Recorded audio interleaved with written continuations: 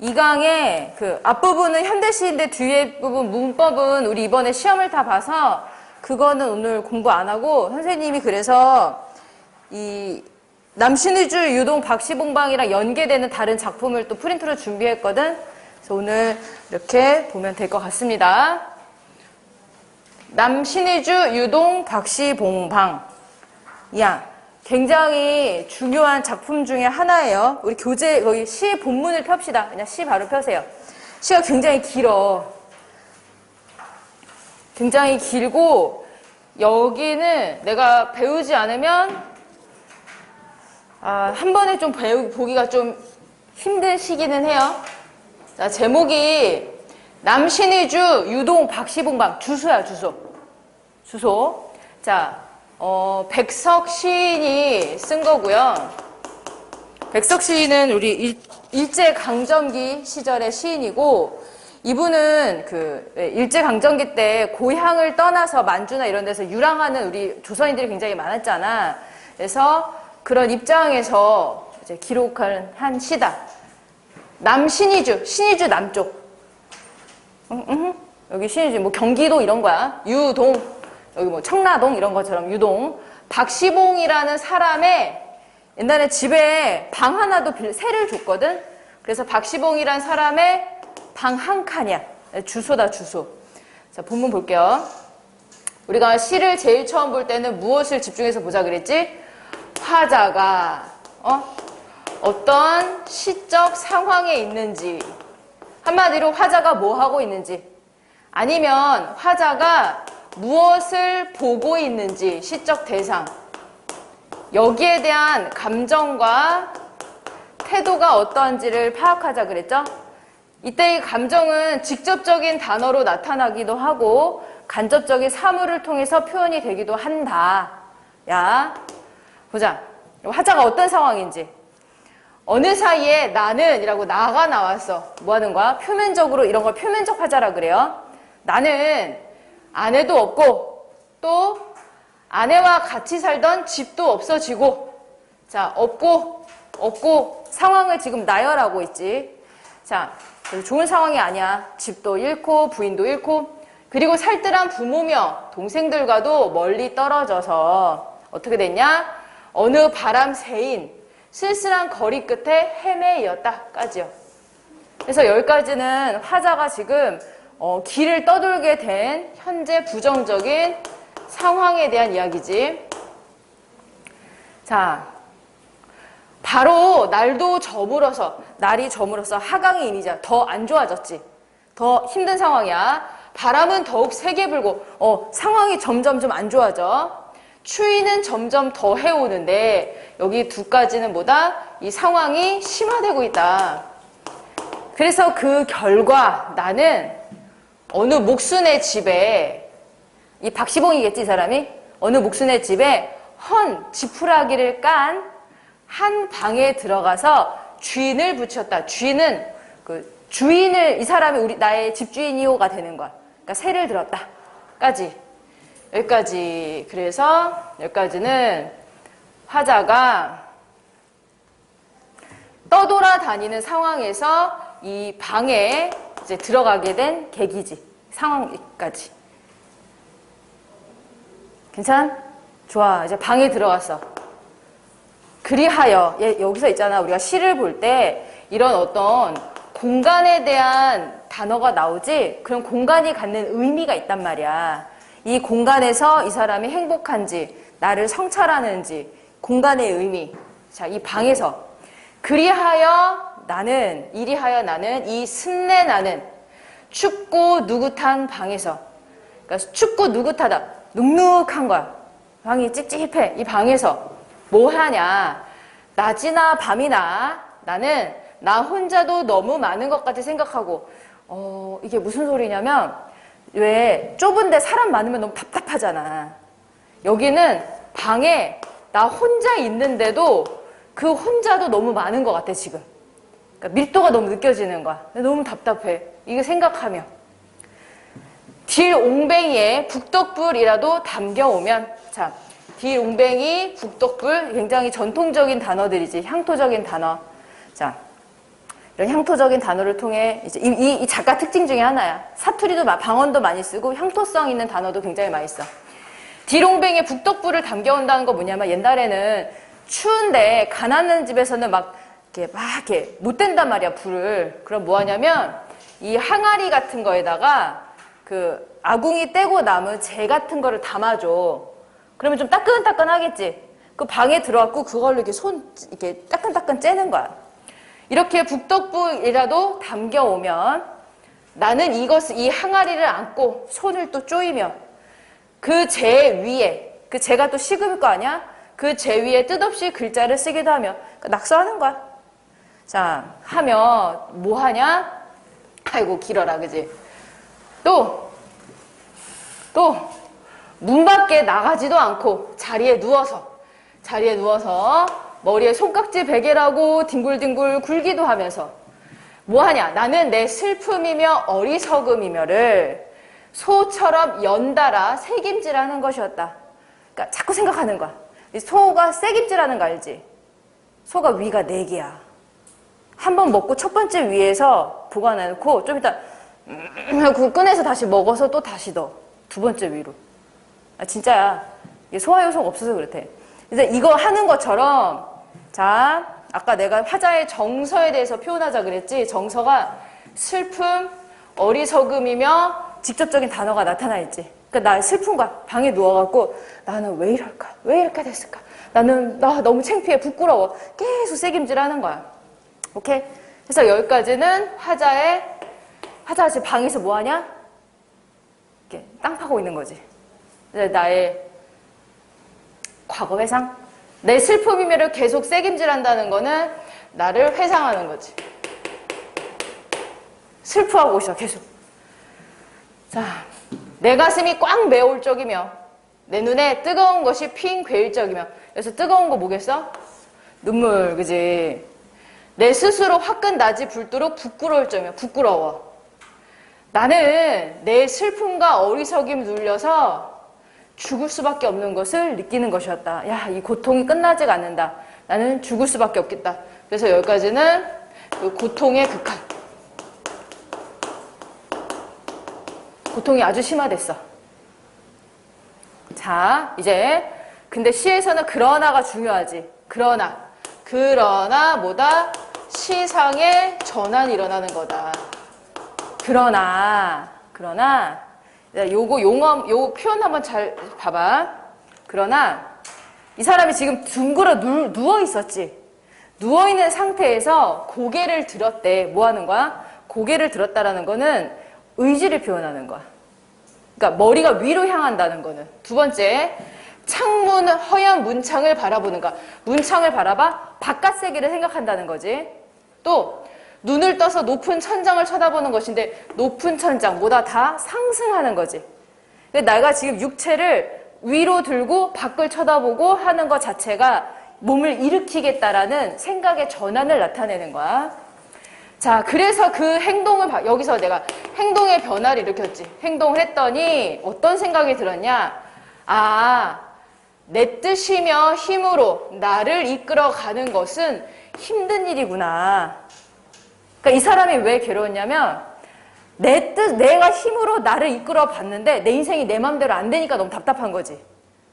아, 내가 열심히 했는데 내 뜻대로 안 되는 게 있구나를 생각하는 거야. 나 열심히 했는데 왜 안 되지? 안 되는 것도 있어. 이것들보다 더 크고 높은 것이 있어서 여기서 이것들은 뭐야? 내 뜻과 힘이지. 내 의지와 나의 힘보다 더 크고 높은 것이 있어서 다시 말해서 이게 뭐겠어? 운명이라고 부르는 거야. 운명. 혹은 역사, 시대의 흐름 이런 거겠지. 나 열심히 했는데 왜 이렇게 됐어? 일제강점기잖아. 내 힘만으로 안 되는 게 있단 말이야. 자, 이것들이 나를 지 마음대로 굴러가는 것을 생각하는 것이었다. 우리 이런 거를 운명론적 사고라고 해. 해서 내 마음이 좀 해결이 되는 거지. 계속 왜 이렇게 됐을까? 너무 창피하다. 왜 난 이렇게 됐을까? 생각하다가 아니야. 이게 내 힘으로 안 되는 것이 있어. 인정한 거야. 자, 이렇게 하여 여러 날이 지났어. 이제 내 마음에, 내 어지러운 마음에는 슬픔, 한탄 이런 것들, 가라앉을 것들이 차츰 앙금이 되어 가라앉았다. 내 마음이 막 폭풍우가 쳤는데 운명에 대해서 생각하고 나니까 이런 것들이 앙금이 되어서 싹 가라앉았대. 그럼 위에 맑은 물이 동동 뜨겠지. 자, 이때는 내가 이런 것들이 다 가라앉고 그냥 외로운 생각 정도만 들었어, 이제. 외로움 정도는 우리 살만하잖아. 그냥 죽을 것 같진 않잖아, 외롭다고 해서. 자,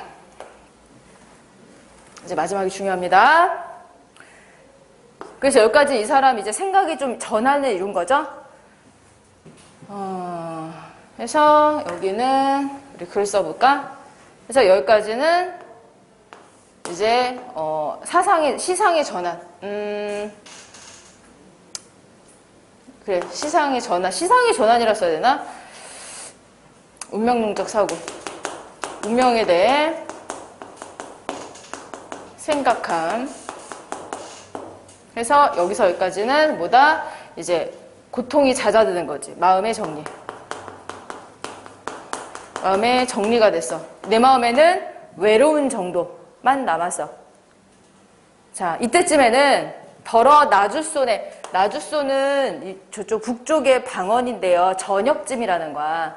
저녁쯤에 살랑살랑 싸랑눈이 와서 문창을 치기도 하는 때가 있는데 내가 이런 걸 아무리 깨달았지만 그래도 아직은 겨울인 거야.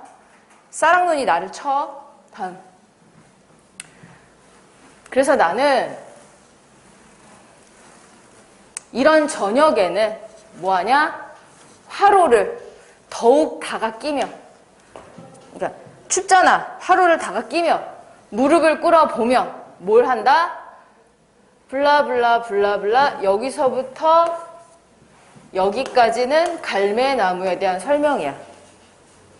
이게 길잖아? 그러면 어디서부터 어디까지가 수식하는 건지를 체크해보면 괜찮다. 그래서 이런 저녁 어때야? 내가 마음이 정리가 됐어도 아직은 추워. 아직은 현실 해결이 안 됐어. 그럴 때 나는 뭘 생각해? 갈매나무라는 나무를 생각해. 내 갈매나무가 어떤 나무인지 봐봐. 어느 먼 산 뒷옆에 바위섭에 따로 외로이 서서 나랑 공통점이다. 얘도 외롭대. 외로이 서서 어두워온다. 얘도 어두운 현실이야. 얘도 힘들어. 어두워오는데 하얀이 눈을 맞는데 눈이 뭐다? 이게 시련을 의미하겠지. 나도 살랑살랑 눈을 맞잖아. 자, 그 마른 잎새에는 살랑살랑 소리도 나며 눈을 맞을. 어때야? 얘도 나랑 공통점이야. 눈을 맞으면서 고통을 견디고 있어. 그 드물다는 굳고 정한 갈매나무라는 나무를 생각하는 것이었다. 생각하면 뭐 하는 거야? 나도 얘처럼 견뎌내겠다라는 거지. 그래서 이 갈매나무는 뭐냐? 이 화자의 의지적인 태도를 보여주는 객관적 상관물이라고 하면 되겠다. 객관적 상관물.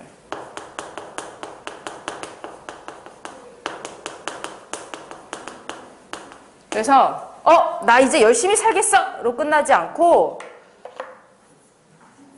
나무를 생각한다 라고 하면서 형상화하는 것이다. 이렇게 살고 싶다. 내가 본받고 싶은 나무라는 거예요. 괜찮나요? 좋아요. 좋습니다. 그리고 우리 일단은 좀 본문을 보고 문제를 한 번에 풀까? 내용 괜찮죠? 그래서 여기는 시상의 흐름이 어떻게 전개되고 있어? 여기서는 시상의 전환이 일단 시간의 흐름에 따라 시상이 전개되고 있다. 그리고 크게는 그러나를 기점으로 시상이 확 바뀌고 있다라는 거야.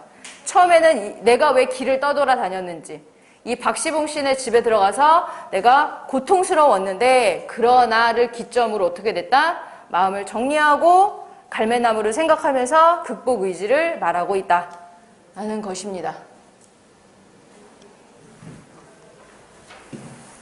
그래서 이제는 이제 중간중간 이제 방언 같은 거 많이 나오고 하는 거지.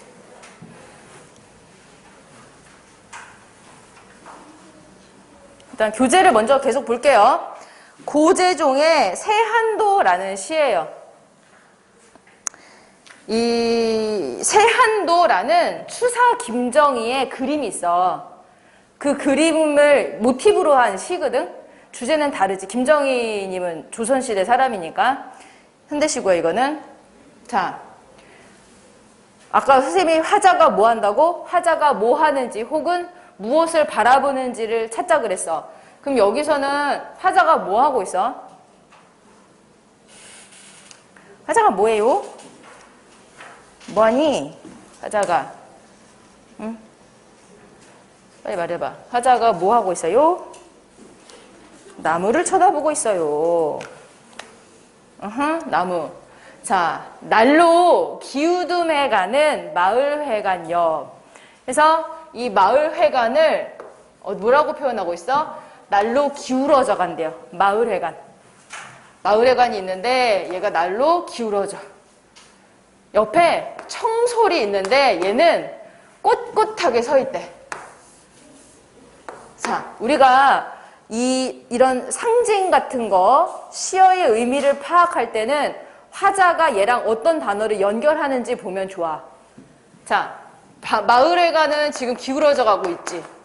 기울어져 간다는 건 뭐예요? 점점 망해가고 있다는 거고, 청솔은 꼿꼿하게 서 있다는 걸 통해서 청솔은 어때? 좀 긍정적인 단어지? 힘있고? 좋아. 한때는 앰프 방송 하나로 집집의 새양지까지 깨우던 회관역. 이 회관이 한때는 앰프 방송, 이장님이 막 이장입니다 하면서 동네를 막 쩌렁쩌렁 했다는 거야. 근데 그 둥치에 터지고 갈라진 아픔으로 푸른은 더욱 못 감는다. 우리 이거의 주어가 누굴까? 둥치에 터지고 갈라진 아픔으로 푸른을 못 감는 거는 누구? 소나무. 응? 여기 회관 옆에. 여기서부터 여기까지는 누굴 설명하는 거냐면 바로 이 청솔, 푸른 소나무에 대한 설명이야. 자, 지금 회관은 과거에 잘 나갔어. 근데 지금은 기울어져 가고 있잖아. 그것에 대해서 소나무는 어떠하다고? 아파. 현재가 아파. 아픈데 눈을 못 감아. 원통해서. 자, 주제가 뭘 것 같아요? 여기까지 봤을 때 뭐에 대한 얘기를 하고 싶을 것 같아? 어디? 농촌에, 마을회관 농촌에 있잖아. 농촌에 쇠락하는 걸 얘기하는 거야. 농촌에 기울어져 가는 거. 자, 그 회관 들창 거덜내는 대바람마다. 자, 바람 나온다. 자, 여러분 이거 잠깐 볼까? 우리 상징과 비유가 달라요. 비유는 원관념과 보조관념이 유사하기 때문에 드는 것이 비유야. 토끼같이 귀여운, 오케이? 내 동생이랑 토끼가 공통점이 있어. 귀엽다는 거. 근데 상징은 그런 공통점이 아니라 관념을 갖다 부여해 주는 거거든. 예를 들면, 자, 이건 어떻게 봐야 되냐면 상징은 첫 번째는 그 단어의 속성을 좀 생각하시고, 두 번째는 이 시 안에서 어떤 맥락으로 사용이 되었는지를 보면 좋거든. 봐. 대바람마다 청솔은 또 한바탕 노엽게 운대. 바람 때문에 소나무가 운대요. 그럼 이 바람은 어때? 대바람, 강한 바람이지. 바람은 불지. 자, 그러면 여기서 맥락상 청솔을 고통스럽게 하는 거니까 얘는 뭐라고 해석할 수 있다? 힘든 시련이라고 시련을 상징한다라고 볼 수 있다. 바람이 항상 시련은 아니지만 맥락상. 해서 우리가 시를 볼 때 화자가 뭐 하는지를 계속 연습하고 나면은 뭘 해야 되냐면 이런 시어들 상징인지 비유인지 진짜 나무인지 이런 것들을 보셔야 됩니다. 자, 해서 지금 바람은 계속 불어. 회관의 창문을 덜컹덜컹덜컹하게 하고 있어. 소나무도 운대요. 거기에 술만 취하면 앰프를 켜고 천둥산 박달재를 울고 넘는 이장과 함께. 자, 이장이 나왔는데요.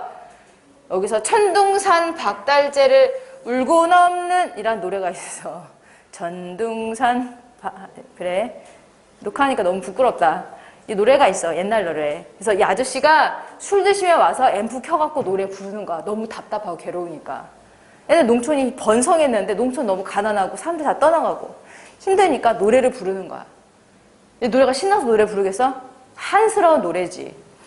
자, 그래서 여기에서 자 중요한 거는 소나무가 이장과 함께하는 존재라는 거야. 오케이? 소나무는 그냥 마을회관 옆에서 얘는 얘, 나는 나가 아니야. 회관의 창문을 흔드는 바람 때문에 소나무가 같이 힘든 거야. 인간 옆에 있는 존재라는 거지. 자, 그 다음 볼게. 생산도 새마을도 다 끊긴 궁벽. 생산, 새마을 운동도 이제 하지 않아. 옛날에 우리 옛날 독재정권 때 우리 새마을 운동 했던 거 알죠? 농촌 부흥하려고. 이제는 그런 것도 다 사라진 가난한 시골. 그러나, 야, 그러나 나왔어. 그러나 하면 뭐다? 전환을 해야 된다. 전환. 시상의 전환. 그러나, 자, 그러나, 지금까지 좌절스러웠지? 전환. 저기 난장난 비닐하우스를 일으키다가, 자, 난장났어. 난장판이라는 얘기 들어본 적 있지? 비닐하우스, 저 무너진 비닐하우스를 일으키는 저 몇몇을 봐라. 이 몇몇은 뭐 누구겠어? 사람이겠지. 일으키다가 청소를 바라보는 저 사람들을 보아라.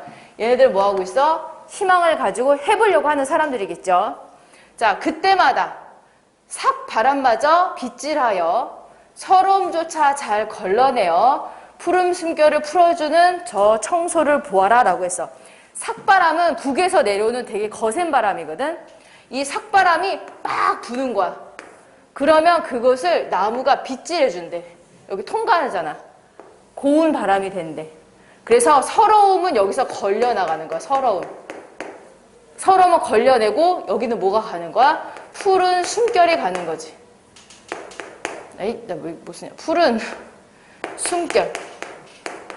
자, 그러면 이 소나무는 이 마을의 어떤 존재에게서 우리의 위로가 되는 존재. 해보자 할 때 내가 바라볼 수 있는 그런 존재가 되는 거죠.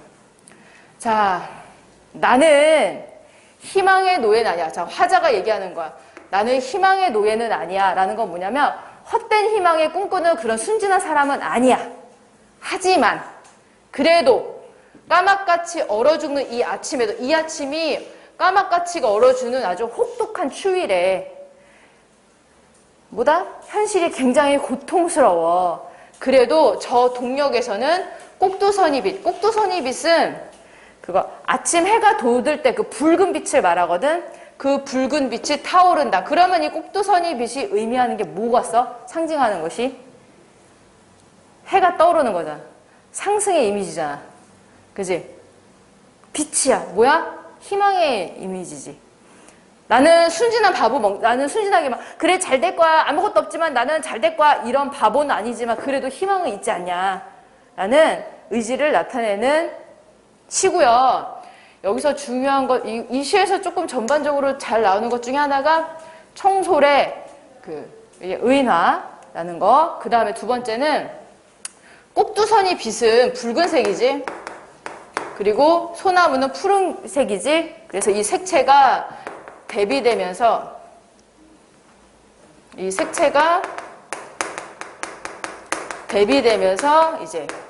대비되면서 서로 반대쪽에 있는 건 아니야.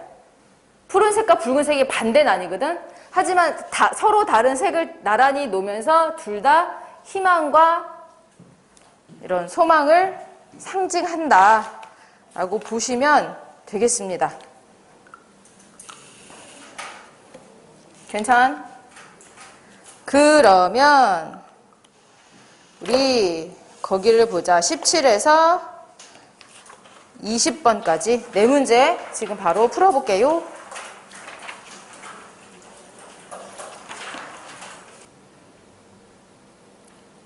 자, 다 보셨나요? 시간 조금 더 필요할까?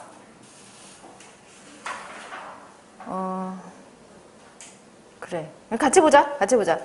자, 17번 문제를 우리 가와 나 이렇게 두 문제가 나오면 같이 묶으면 어떻게 보자고? 와달리는 나중에 보시고 가만 먼저 보세요. 둘 중에 하나 쉬운 시를 가지고 가는 과거와 현재를 대비하여 시상을 전개하고 있다. 과거와 현재가 대비되는 건 아니야. 시간의 흐름에 따라 생각이 변화되는 거지. 그죠? 오히려 나가 과거와 현재가 대비가 되는 거지. 나 과거엔 잘 나갔지만 지금은 쇠락한 마을회관이라는 개념으로.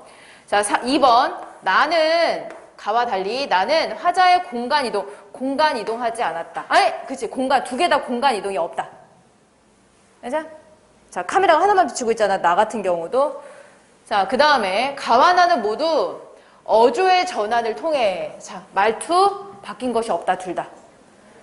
어조의 전환도 하지 않았어. 현실에 대한 절망감을 드러내고 있다. 주제가 절망감도 아니지. 둘 다 극복하잖니. 자, 4번. 가와 나는 모두 화자 자신의 근황과 심정을 서간문 형식으로 표현하고 있다. 서간문이라는 거는 편지고요. 이거에 해당하는 건 가만이야. 가. 왜냐하면 그 주소가 제목이 주소라 그랬잖아. 그래서 이렇게 뭐 형님 보시오 이런 것도 서간문이고요. 그 위에 주소 보통 우리 편지 쓸 때 주소 쓰고 하잖아. 그것 때문에 얘를 서간문이라고 본다. 자, 5번 가와 나는 모두 계절의 심상을 통해 현실의 암울한 상황을 암시하고 있다. 가에서는 어떻게 해요? 계절을 뭘로 표현하고 있어? 눈, 그지? 겨울이라는 단어는 없지만 눈 내리잖아, 눈, 그지? 그래서 거리 끝도 헤매이면서 이걸 통해 암울한 상황을 암시하고 있다. 암시라는 거는 대놓고 나 암울해라는 말은 없지만 짐작할 수 있게끔 하는 거지. 나에서는 어떤 계절의 심상? 삭바람. 삭바람이 북에서 불어오는 바람이라고 했잖아. 북풍은 겨울에만 불잖아요. 그래서 이걸 통해서 현실이 힘들다는 거를 우리가 알 수 있다. 18번에는 4번. 색채어를 사용하여는 맞아. 색채어. 그 푸른이라는 색채어가 나오지만 여기는 분노를 현실에 대한 분노를 가라앉히는 화자의 모습. 일단 화자의 모습이 형상화되어 있지도 않고 그 푸른 숨결은 소나무 얘기잖아. 청솔. 그리고 화자는 현실에 대해서 분노를 갖고 있지도 않아요. 그래서 얘들아 우리 공부할 때 우리가 이제 안 틀려야 되잖아. 더 안 틀리려면 이 선택지에서 내가 뭐가 틀렸는지 그냥 전체를 동그라미 이렇게 보지 마시고 틀릴 때는 이 단어 때문에 틀렸어. 조금 더 정확하고 자신감 있게 체크를 하세요. 왜냐면 어차피 선생님이랑 검사를 해주잖아, 내가. 뭐 모든 문제를 다 봐줄 수는 없지만 이렇게 연습하면 도움이 된다. 자, 가를 영상시로 제작하기 위해 계획한 기획의 일부이다. 적절하지 않은 것은 자, 몇 번이냐? 선택지에서 말이 안 되는 거. 4번 되겠다.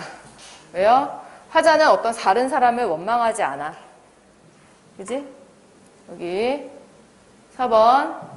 인물의 상태를 생생하게 전달할 수 있다는 점에서 인물이 자신을 괴롭게 했던 대상을 원망하고 있다. 대상을 원망하지 않고 자책하고 있다.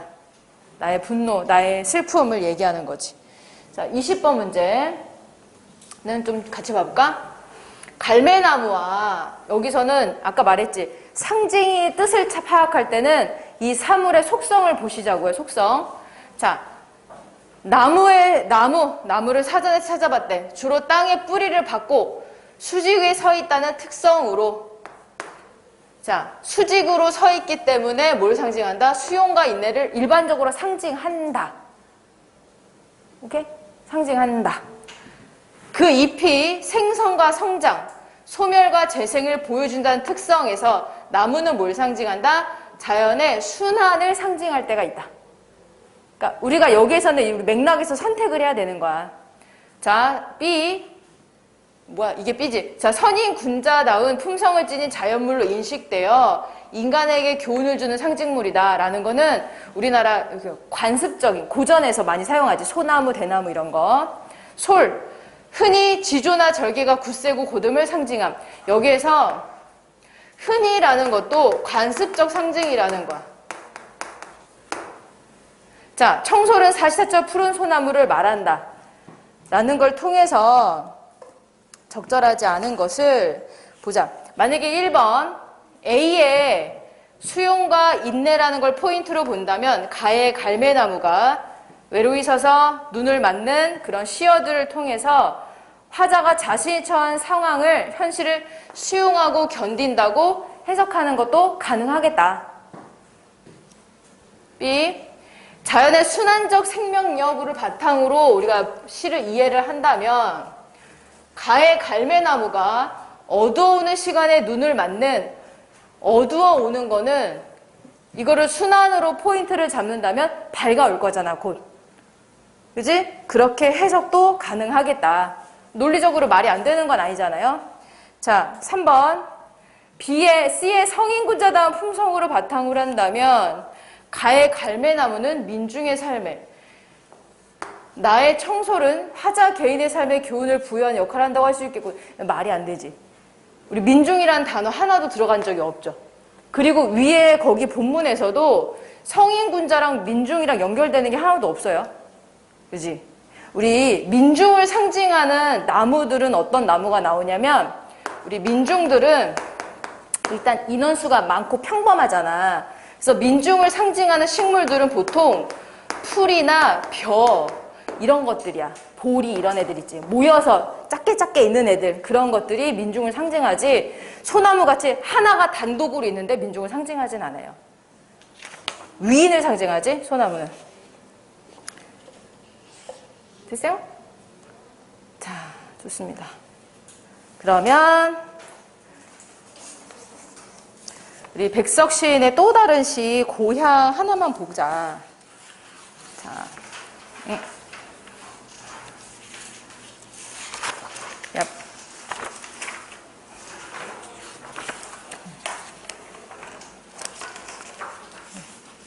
뒤로 나눠주세요.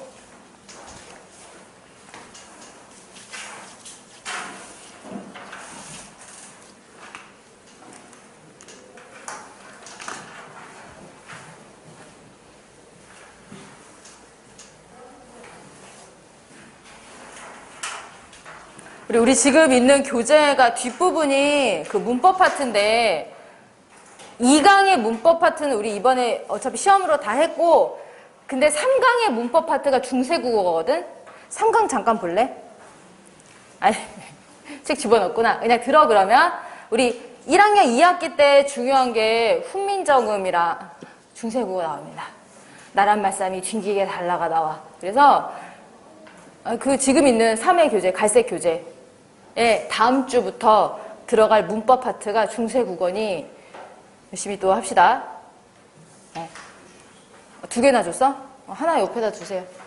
자, 백석 시인 고향 봅시다. 우리 이제 공부할 때 이 시인의 이름을 조금 생각하면 좋아. 왜냐면 이제 특성들이, 공통적인 특성들이 계속 나오거든.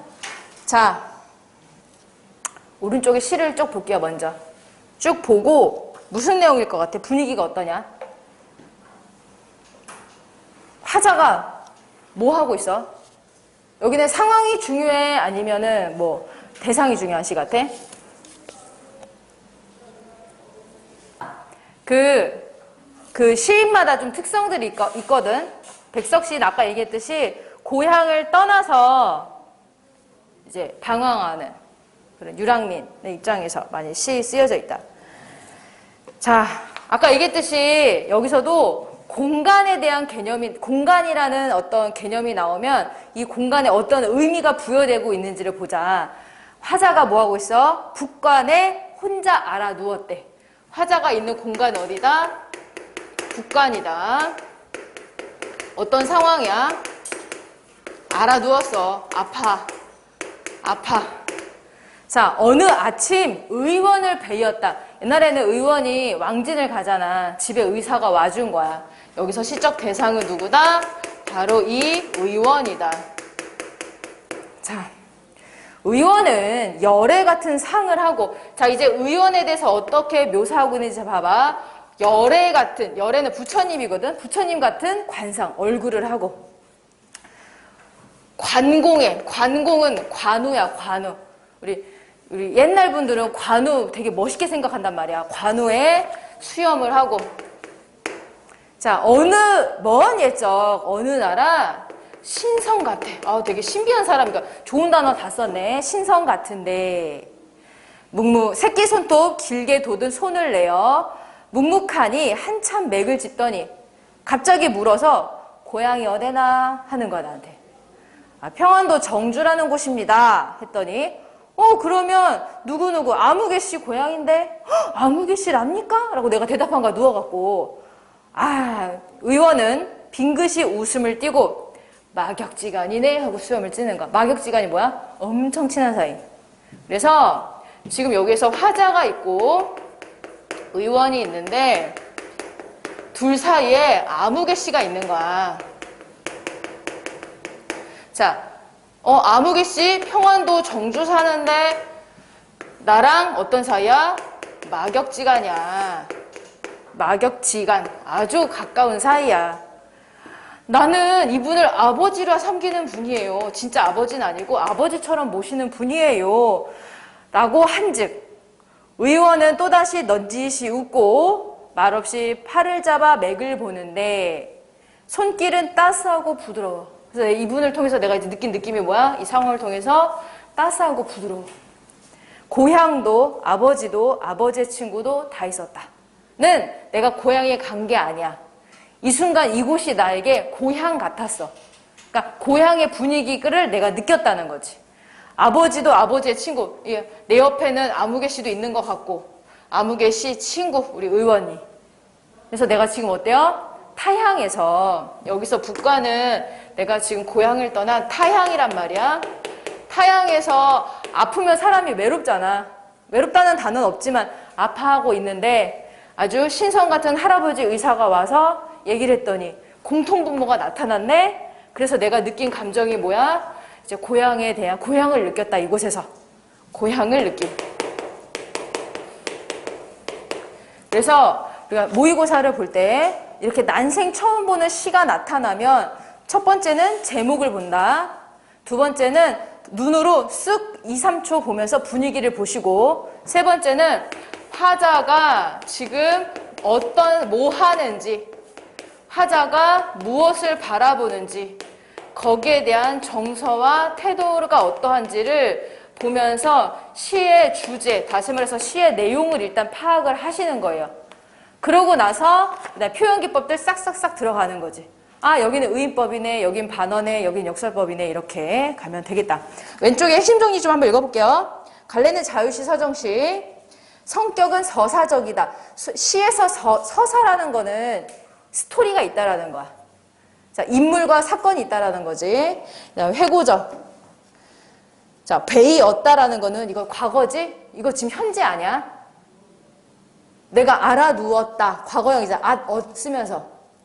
자, 특징 다정다감한 어조다. 주로 시각과 촉각적 심성을 사용한다. 시각은 뭐다? 우리 이 의원을 묘사하는 게 시각이고요. 촉각은 어디 나오니? 맥을 짚는 것도 촉각이지. 피부로 느끼는 거니까 따스하고 부드러워도 촉각이지. 자, 그 다음에 여기서 중요한 거는 의원과 나의 대화 형식에 밑줄 좀 쳐보자. 대화 형식이라는 게 중요하다. 그래서 시성전개는 쭉 보면 되고요. 고향의 의미는 여기에서는 자, 여기 잠깐 봐봐. 여기서 이 고향이 단순히 공간의 고향이 아니라 여기서 이 사람이 그리운 건 뭐냐면 바로 공동체라는 것도 하나의 이 사람이 그리워하는 거야. 공동체. 고향이라는 장소가 중요한 게 아니고 여기에 아버지와 아버지 친구가 함께 그리운 거잖아. 공동체가 그리운 거야. 고향 공동체. 오케이? 그래서 공동체적 삶의 공간이라는 거 체크하시고 비극적인 현실과 대립하는 공간이다. 비극적인 현실과 대립한다는 거는 이게 백석시인이라는 걸 알면 이렇게 해석할 수 있고 백석시인이라는 거, 그러니까 일제강점기라는 걸 알면은 비극적 현실과 대립한다라는 걸 해석할 수가 있고 그게 아니면 이런 해석까지 조금 어렵겠죠. 내가 배경 지식을 아무것도 없을 때 이 시를 본다면 고향은 그냥 여기서 공간 그리고 이제 공동체 이런 거를 연결을 하시면 되겠다. 자, 해서 문제를 내가 이건 조금 여러 개를 내왔어요. 14번까지 풀어보시오. 오늘 다는 못 보고 가장 오답률이 높은 비문학 2개를 일단 우선을 보고 그리고 나서 이제 가능하면 다른 부분도 볼 거야. 어디 볼 거냐면 비문학 지문 2개, 16에서 19번, 16에서 19번 지문, 그리고 27에서 32 지문 볼 거야.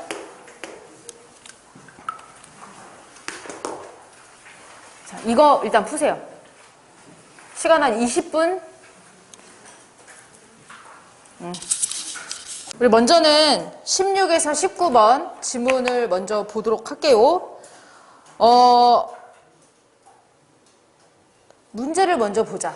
그러니까 지금 푸는 건 아니고 시험지를 받으면 와다다다 보지 마시고 문제를 조금 봐봐. 거기 19번 문제 같은 경우는 맹자가 어떻게 생각하는지가 나오잖아. 근데 맹자가 본문에 나오나?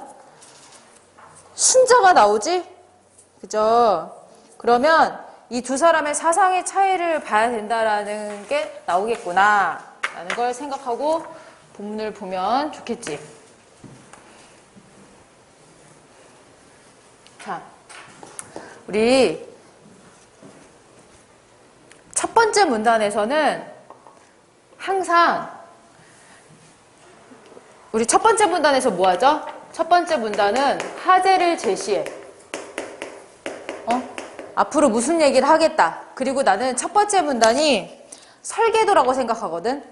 그래서 앞으로 글을 내가 어떤 식으로 전개하겠다라는 구조에 대한 힌트가 굉장히 많이 나온단 말이야. 봐봐.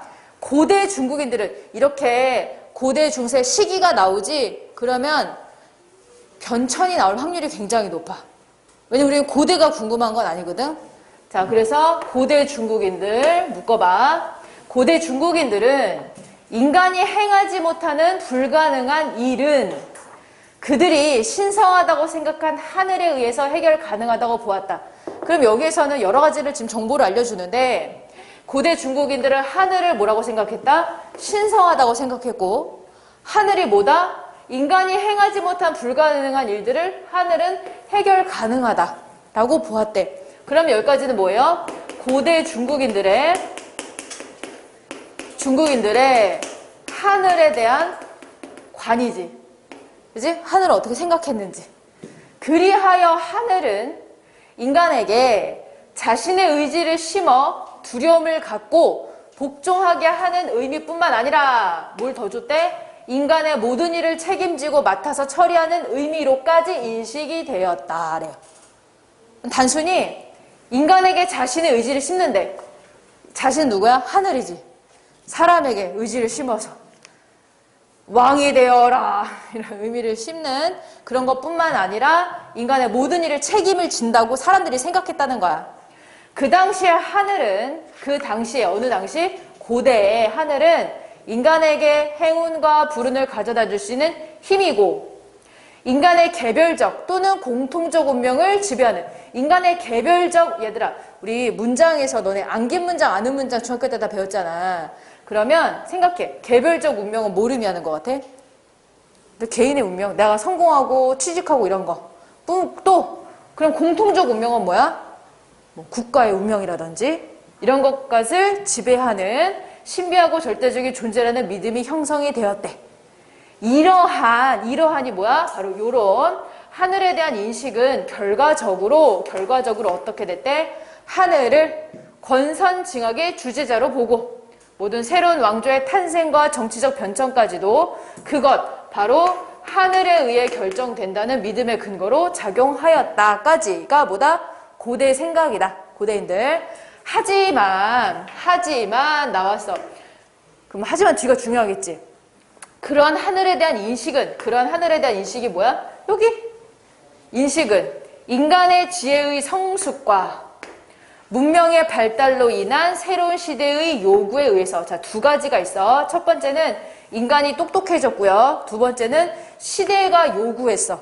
새로운 시대가 됐어. 그래서 수정될 수밖에 없었다. 그럼 이제 본격적으로 뭐 얘기할 거야? 어떻게 수정됐는지를 설명을 하겠다 이거지.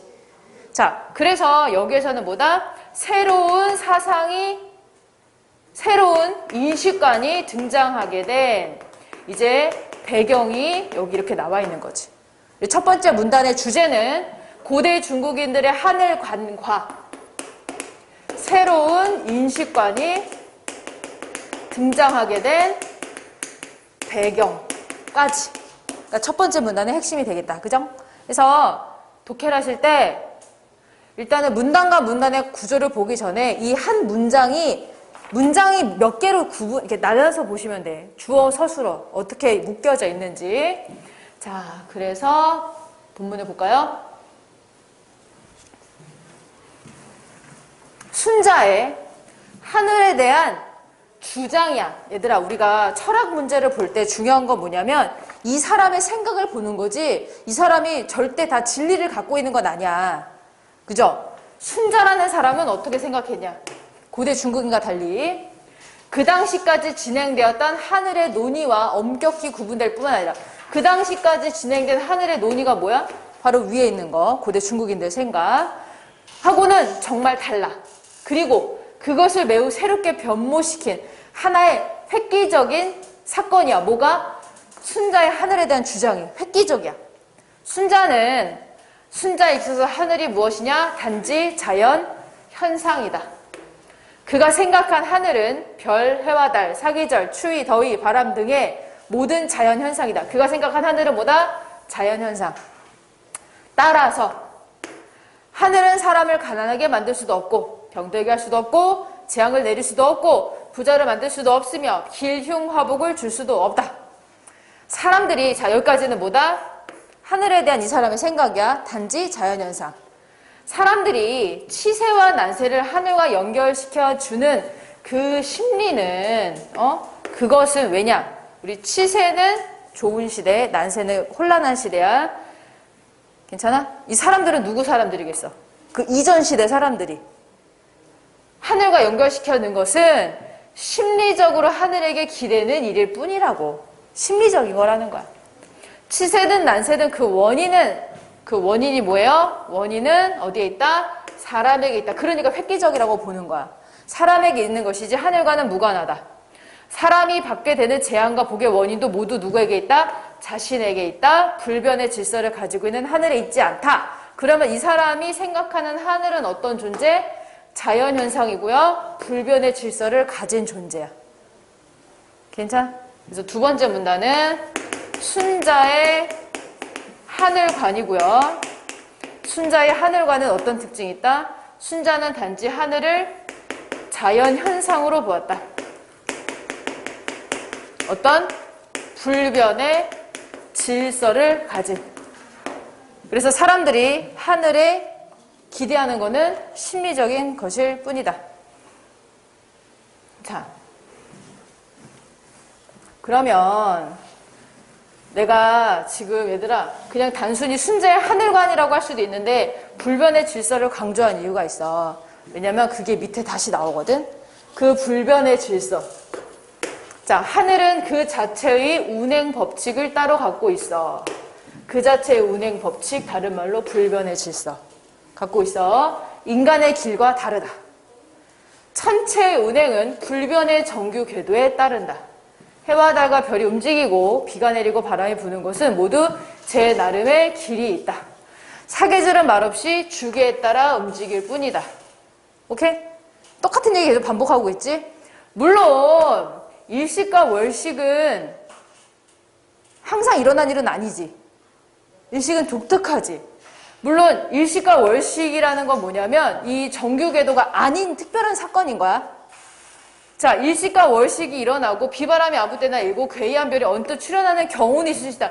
이 경우는 여기에 해당하지 않는 거야. 하지만 이런 일이 항상 벌어지는 것은 아니며 라는 설명이 왜 있는 거냐면 순자가 아무리 똑똑해도 고대 중세 옛날 사람이잖아.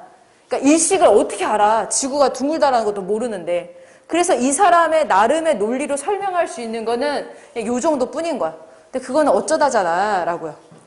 하늘이 이상현상을 드러내 무슨 기륭을 예시하는 것은 더더욱 아니다. 즉, 야 봐봐. 이렇게 즉이라는 단어가 나오면 그냥 여기가 핵심 문장이야. 즉 뒤에가.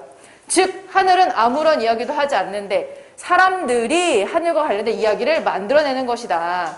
그래서 순자는 천재지변이 일어난다고 해서 하늘의 뜻이 무엇인지 알고 노력할 필요가 없다고 한다. 그것이 바로 순자가 말하는 불구지천의 본뜻이다. 불구지천의 본뜻이 뭐라고? 하늘의 뜻이 무엇인지 알려고 노력할 필요가 없다. 그것이 이게 불구지천의 뜻이요. 다른 데 찾지 마. 바로 앞에 있어 단어들이. 불구지천이 구가 구한다는 거야. 불구, 구할, 아니 불. 구하지 마. 어디에? 하늘 알지야. 지식의 지자거든. 하늘을 알려고 구하지 말아라야. 자, 그래서 세 번째 문단의 핵심은 뭐다? 순자가 말하는, 자, 순자가 자연의 질서와, 자연의 질서지. 그리고 불구지천. 그래서 불구지천이 왜 주장하게 됐는지. 그래서 결국 여기서 하고 싶은 말은 불구지천인 거야. 자,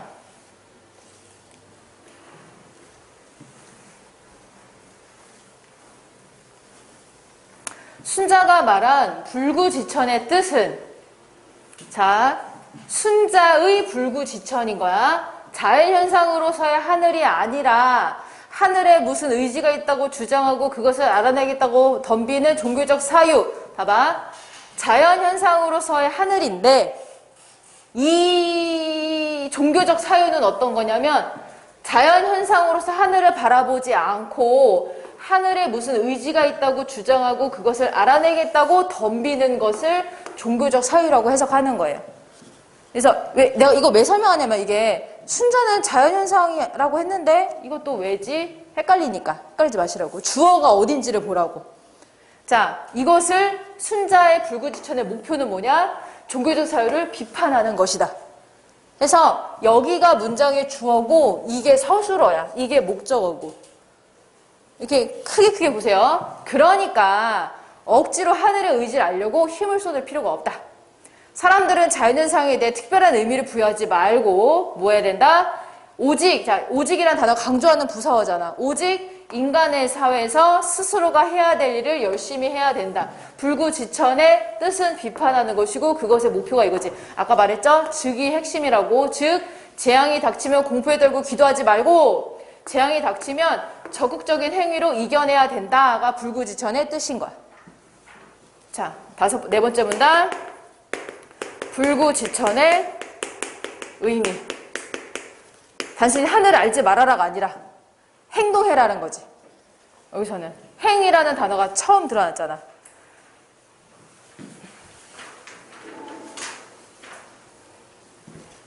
자, 순자의 관심은 고로 결론이야.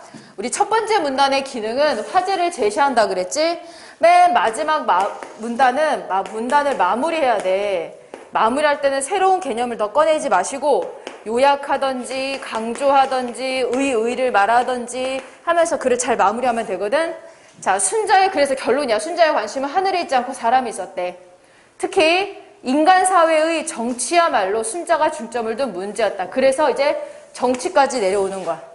자, 순자는 하늘은 만물을 낳을 수 있지만 만물을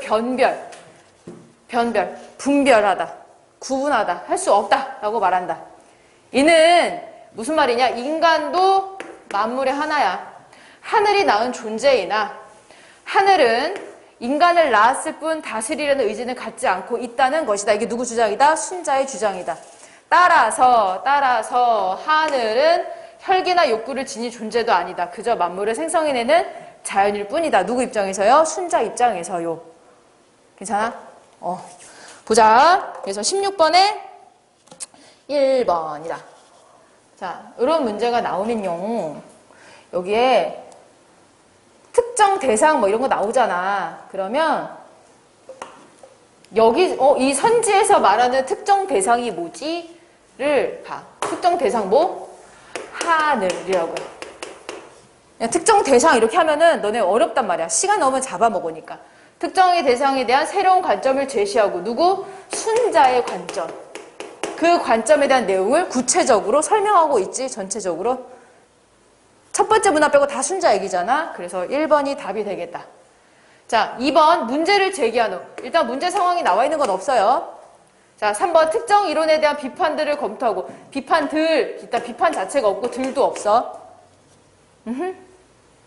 여기서 만약에 이게 만약에 답이라면 특정 이론이 뭔지를 일단 너네 생각해 봐야겠지. 순자의 이론인지 고대 중국인들의 이론인지 거기에 대해서 누가 비판하지 않죠.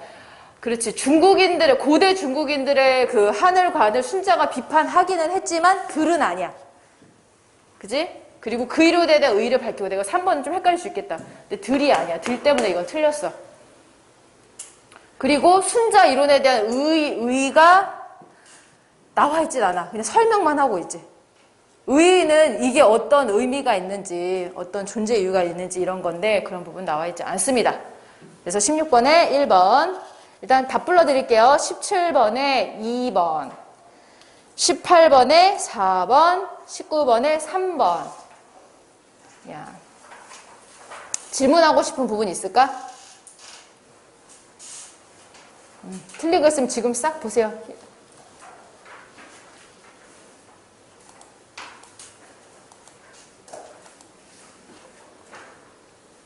없을까?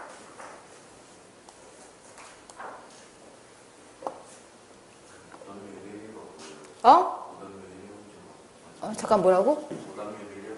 요거 이제 빙수 봐야지. 빙하. 오답률이 제일 높은 거 뭐냐고? 문제는 나 이거 열어봐야 돼. 여기에서는 불구지천 애들이 좀 많이 틀렸어. 오늘뿐 아니고 그냥 여기에서는 애들이 불구지천이랑 그 순자 이런 거 좀 많이 어려워하지. 근데 이 시험지에서 제일 핵심은 빙하 문제라고 본다. 빙하.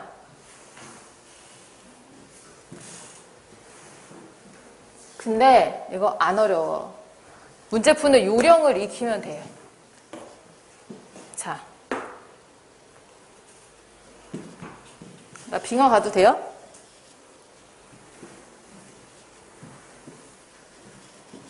괜찮아?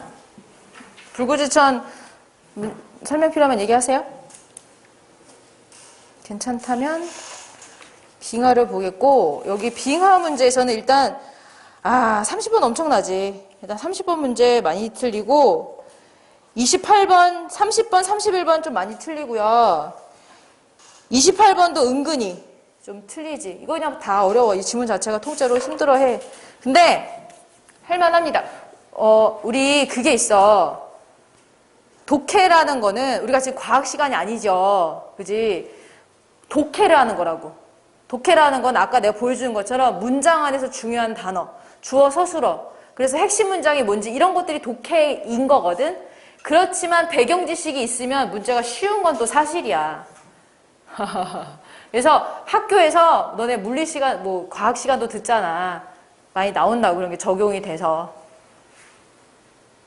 과학이 안 나와도 자꾸 비문학을 연습을 하면서 여기 나오는 용어들 있잖아. 이런 것도 좀 많이 배워두면 좋죠. 나 선생님도 완전 생 문과거든, 나도.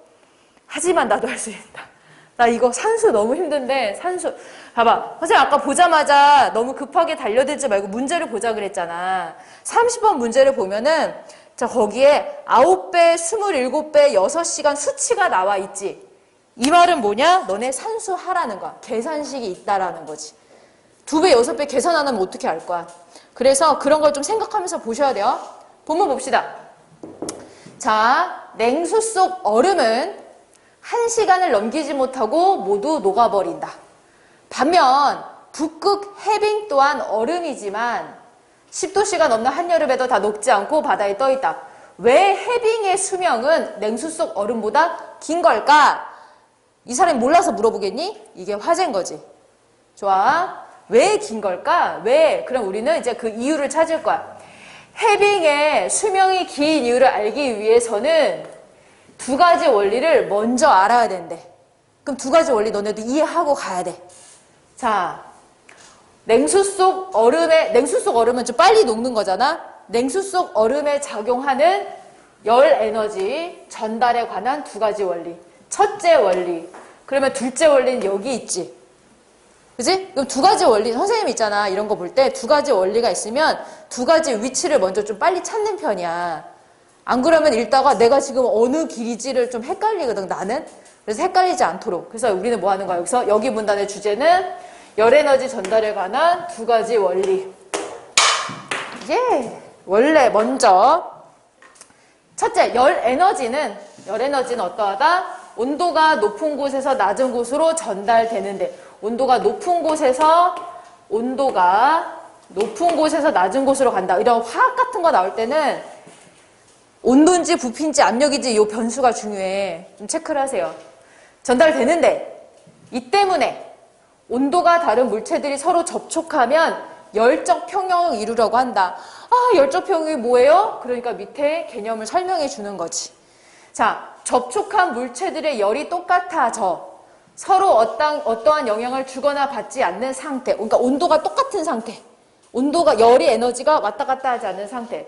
예를 들면, 야, 친절하잖아. 우리 모를 것 같으니까 얘도 들어주는 거지. 3도씨 냉장고 속에 얼음이 든 냉수를 오랜 시간 동안 두면 냉수와 얼음의 온도는 모두 3도씨가 되어 얼음이 녹아버릴 것이다. 얼음이 왜 녹냐?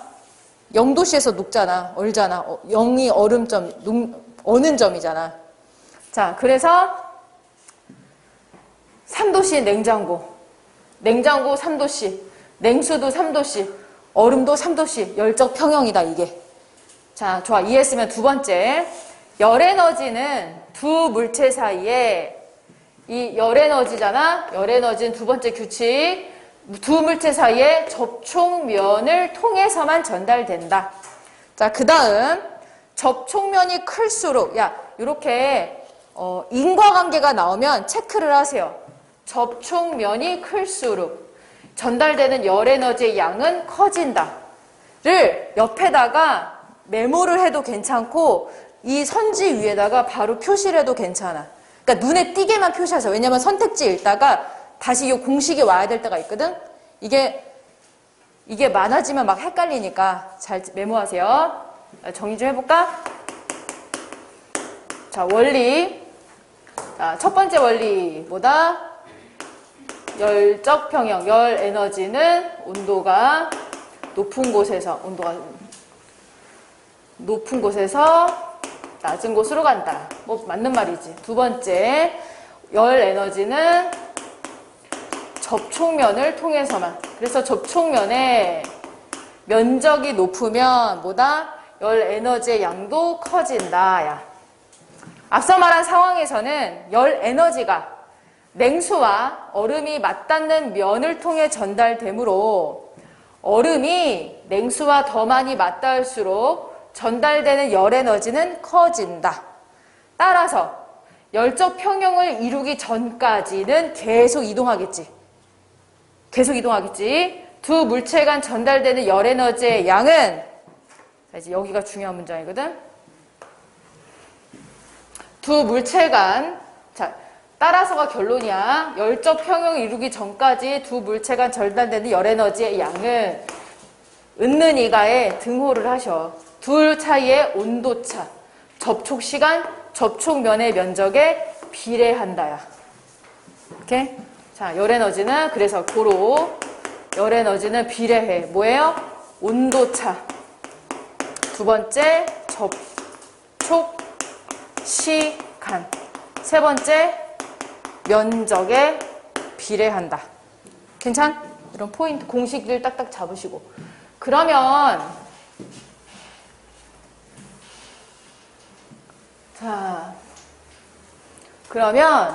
얼음이 모두 녹아 물로 변하는 데는 시간이 얼마나 걸릴까? 또 물어봤어.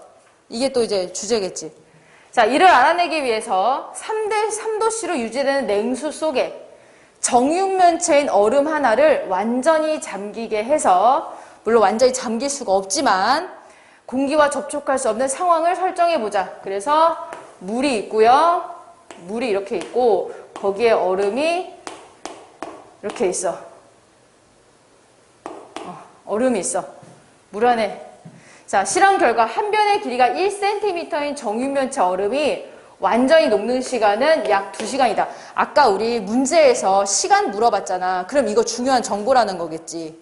그래서 여기가 1cm면은 얼마다? 2시간이 걸린다. 한편 같은 냉수 속에 한 변의 길이가 1인 정육면체 얼음 8개를 담근다고 가정해보자. 8개의 얼음이 모두 물에 잠겨있을 때도 얼음이 완전히 녹는데 걸린 시간은 2시간이다. 한 개에도 2시간, 8개도 2시간이래요. 왜냐? 각각의 얼음 주변을 물이 완전히 둘러싸고 있어. 각각의 얼음이 접촉한 면적이 모두 같으며 각각의 얼음의 부피는 동일하기 때문이다. 즉 다시 말해서 물에서 각각의 얼음으로 전달된 열에너지의 양은 물과 얼음의 접촉면이 모두 동일하다면 개수가 얼마든 똑같다. 괜찮아요? 그러니까 8개가 있어도 8개 각각 2시간 동안 녹는 거야 그냥. 됐어? 넘어갈게. 자, 그러면 또 변형을 해보자. 그런데 한 변의 길이가 1cm인 정유면체 8개를 붙여서 한 변의 길이가 2cm인 정유면체 하나로 만들어 냉수 속에 넣는다면 어떻게 될까? 결과가 달라진다. 왜요? 어떻게 달라져요? 그림을 지워보자, 여기를. 아까 여기에 얼음이 8개가 있을 때 1cm이기 때문에 2시간이 걸린다 그랬지? 근데 얘를 붙였어. 그러면 이 얼음이 정유면체가 한 변의 길이가 뭐가 되는 거야? 2가 되는 거지, 그지? 2.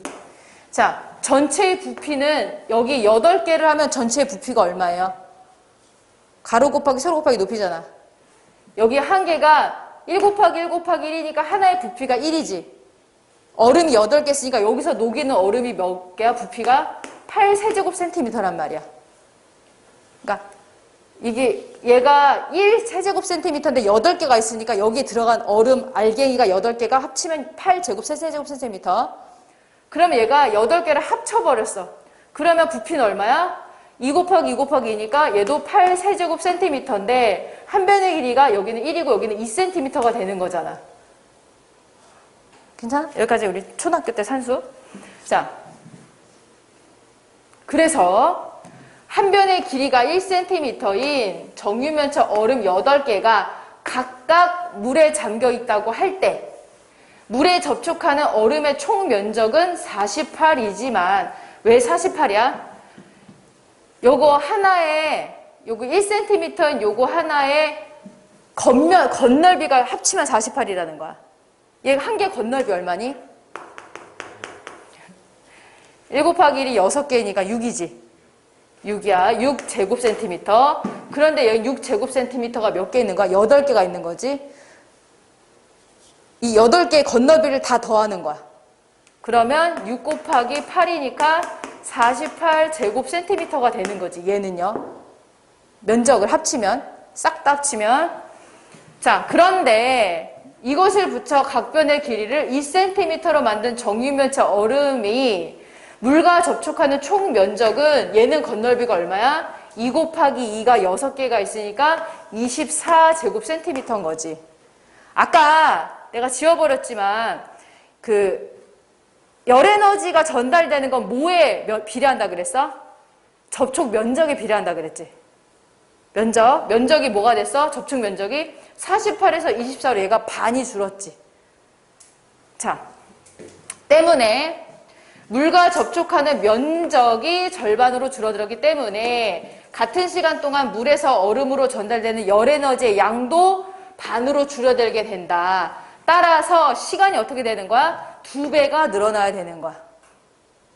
내가 아까 이렇게 해갖고 그 면적이랑 한 거 있잖아. 그것 때문에. 그래서 여기서는 면적이 반으로 줄었기 때문에 시간이 얘는 몇 시간 걸리는 거야? 그러면 4시간이 걸려야 되는 거지. 여기도 나왔잖아. 4시간이라고. 그래서 요런 거는 가능하면 이 실험을 조금 적극적으로 요약하면서 이해를 해주는 게 좋아. 그래야 30번 문제를 풀 수 있어. 내가 30번 문제 선생님 저는요 그냥 적당히 할래요. 이런 거 버릴 거면 계산 안 해도 되는데 안 버리고 난 다 주워 갈 거야. 그러면 계산을 하셔야 되고요. 본문에서 아예 이거를 연습하면 돼. 연습하면 어떤 정보를 뽑아서 정리를 할지가 보여. 이런 유형의 문제가 나올 때 한 번 나오겠냐? 계속 나오니까. 자, 보자. 그 다음에 이제 우리가 본문 핵심이 그거지. 북극 해빙이 문제인 거잖아. 왜 북극에 있는 얼음은 녹지 않을까? 이를 북극 해빙에 적용해보자. 이때 해빙은 어떤 성질이 있냐면 정유면체이며 공기와 접촉하지만 공기와는 열 에너지를 교환하지 않는다고 일단 가정해 보는 거야. 이런 해빙은 없지만. 해빙이 이렇게 물에 떠 있잖아. 근데 여기에는 열 에너지를 교환하지 않는데. 자, 해빙은 바다 위에 떠 있기에 물에 잠긴 정유면체 얼음과 달리 바로 이 바닥 부분만 바닷물과 접촉하고 있다. 그러니까 뭐 하는 거야? 바닷물의 열 에너지는 해빙과 바닷물이 접촉하는 바닥 부분으로만 전달이 되는 거지. 그러니까 생각보다 안 녹는 거야. 밑에만 열이 되니까. 자, 이는 정유면체 6면 중 한 면만 닿는 것이기 때문에 같은 부피의 해빙은 물에 잠긴 정유면체 얼음 덩어리보다 녹는 시간이 몇 배? 밑에 있는 면만 녹으니까 6배 더 천천히 녹는 거지. 6분의 1, 6배가 시간이 더 걸리는 거지. 괜찮아요? 그래서 수명이 훨씬 긴 것이다. 가 첫 번째 이유. 자, 북극 해빙이 쉽게 녹지 않은 또 다른 이유가 있는데 바로 부피와 면적 간의 관계 때문이래. 먼저 얼음이 녹는다는 것은 자, 우리 면적라는 표지가 있으면 그 다음에는 두 번째 하나 더 정보가 있다는 얘기야. 오케이? 두 번째 정보가 있어. 자, 먼저 얼음이 녹는다는 것은 얼음의 부피가 없어진다는 것이지. 그지?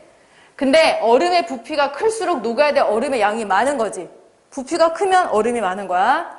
또한 먼저 나왔으니까 이제 또한 나오는 거야. 또한 얼음이 녹는 것은 앞서 살펴봤듯이 얼음이 물에 닿는 면적과 관계가 있는 것이다. 따라서 물에 닿는 면적이 넓을수록 얼음이 녹는 양이 많다는 건 아까 방금 얘기하는 거죠. 따라서 얼음이 녹는 시간은 부피가 클수록 길어지고, 자, 얼음이 녹는 시간은 부피가 클수록 길어지고, 물에 닿는 면적이 클수록 뭐한다? 짧아진다. 시간은 짧아진다. 시간은 길어진다. 자, 공식이야. 여기서 길이가 L배 커지면, 자, 길이가 L배면 면적은 L제곱배, 부피는 L세제곱배에 비례한다. 야, 요거 갖고 문제 풀면 돼, 이따가. 요 공식 가지고. 자, 제곱, 세제곱 법칙을 적용하면, 야, 제곱, 세제곱 법칙 까먹어도 괜찮아. 얼음이 녹는 시간은 L배만큼 길어짐을 알 수 있다. 어떻게 하면요? 길이가 L배 커지면 시간은 L배만큼 길어진다. 예를 들어, 또 얘도 또 나왔어. 예를 들어, 한 변의 길이가 2cm인 정유면체 얼음은 한 변의 길이가 1cm인 정유면체 얼음보다 길이가 2배 길지? 여기가 길이가 2배야. 그래서 녹는 시간도 2배가 긴 약 4시간이 된다. 또한 여기에서 면적이 늘어나는 것보다 부피가 늘어나는 비율이 훨씬 큼을 알 수 있다. 그러니까 이 북극 해빙이 굉장히 크잖아. 그러면 길이가 2배가 되더라도 부피는 세제곱배가 되기 때문에 북극 해빙의 면적은 수천만 제곱킬로미터가 넘지만 부피는 이보다 엄청 크기 때문에 해빙가 녹는 시간도 그만큼 늘어나는 것이다.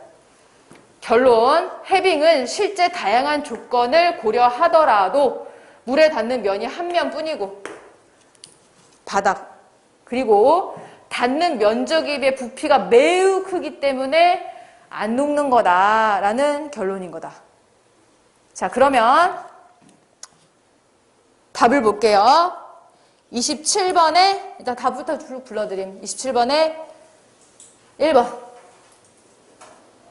28번에 1번, 29번에 5번.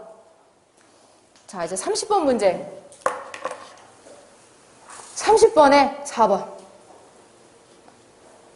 비가 여기저기 내리는구나. 31번에 4번.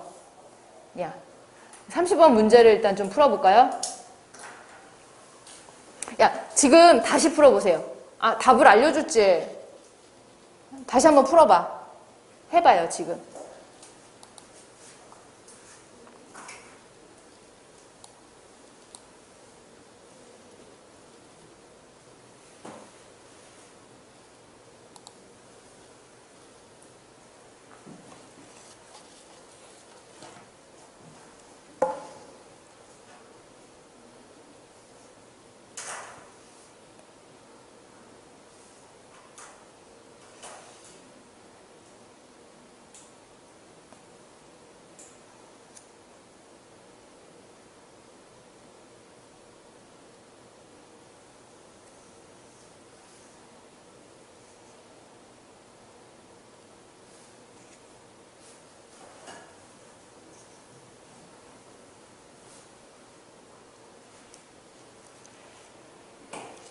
보자, 얘들아.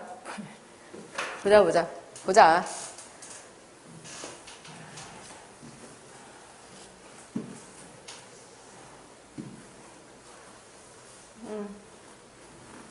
자, 일단 여기 위에 그림이 여기는 물에 잠긴 2cm 한 변이, 얘는 몇 cm? 한 변이 6cm 물에 떠 있네. 자, 우리 길이가 L배면 면적은 몇 배? L 제곱배라 그랬지. 부피는 L의 세제곱배. 그래서 여기가 길이가 3배이기 때문에 면적은 9배 차이다. 그냥 끝이야. 건널비 구하지 마세요. 아까 공식 나왔잖아. 그 다음에 부피는 여긴 3의 제곱이지 3의 세제곱이라서 27배인 거야. 그 다음에 3번 기억을 6시간 후에 관찰하여 완전히 녹아있을 것이다. 그러면 기억이 언제 다 녹을까? 여기 칠판에 써있잖아. 2cm를 물에 완전히 잠그면 4시간이라고 본문에 나와 있는 실험이잖아. 그건 갖다 쓰면 돼. 그러니까 6시간 후에 관찰하면 녹아있는 거지. 그리고 자, 기억을 L처럼 물 위에 띄운다면 그러면은 겉면적이 어떻게 되는 거야? 6분의 1배가 되는 거지. 얘가 지금 물 위에 퐁당 담겨 있는데 니은처럼 물에 띄우면 녹는 게 바닥밖에 없잖아. 그러니까 닿는 면적이 6분의 1이 되므로 시간은 몇 배? 6배 더 길어지는 거지. 아까 여기 4시간이라며. 그러니까 여기는 6 곱하기 4니까 6, 4, 24시간이 돼야 되지. 그래서 4번이 틀린 거예요. 자, 여기서 6시간이라고 해서 틀렸다고 하면 안 돼. 6시간 후에 완전히 녹아 있는 거지. 4시간이면 녹으니까. 자, 5번. 니은을 한 변이 3cm인 정육면체 얼음 8개로 쪼갰다 라고 했어. 그러면 얘는 잠깐만. 그러면 한 변이 3cm인 정육면체 얼음 8개로 쪼개면 8개인 건 중요하지 않고 그냥 변의 길이가 3이 된 거잖아. 하나만 보세요. 6에서 3이 됐으면 길이가 몇 배가 된 거야?